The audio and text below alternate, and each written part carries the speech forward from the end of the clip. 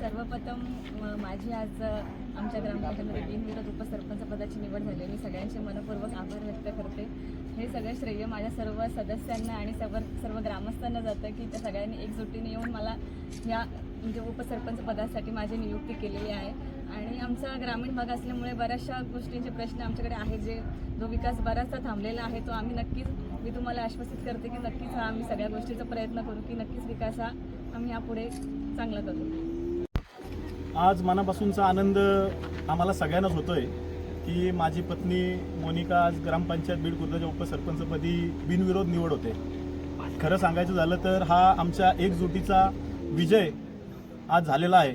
आणि एका वाईट प्रवृत्तीच्या विरोधामध्ये आज आम्ही सगळेच ग्रामस्थ, सगळेच सहकारी, सगळेच ग्रामपंचायतचे सदस्य एका वाईट प्रवृत्तीच्या विरोधामध्ये एकत्र येऊन अविश्वासाचा ठराव पारित केला व त्यांना पदावरून खाली उतरवून आज आम्ही खऱ्या अर्थाने विकासाला गती देण्यासाठी आज आम्ही ग्रामपंचायतच्या उपसरपंचपदी बिनविरोध निवड माझ्या पत्नीची झालेली आहे. ह्याचं सगळ्याचं श्रेय ग्रामपंचायतमधील माझ्या बीड ग्रामस्थ असतील, माझे वणी ग्रामस्थ असतील, केळवली ग्रामस्थ असतील, तसेच माझ्या सर्व ग्रामपंचायतमधील आदिवासी वाड्या गोरगरीब जनतेला मी समर्पित करतोय.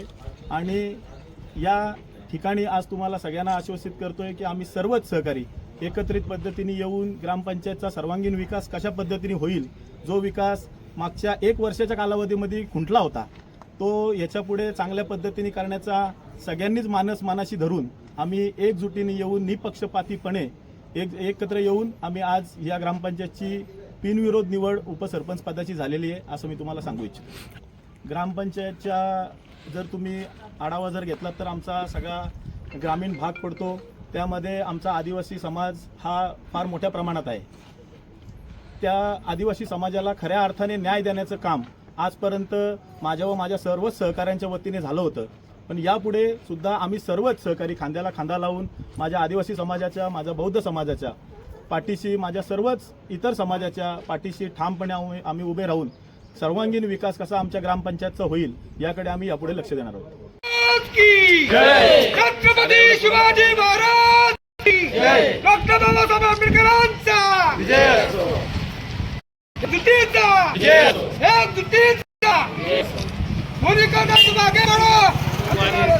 नम्रता ताई तुम्ही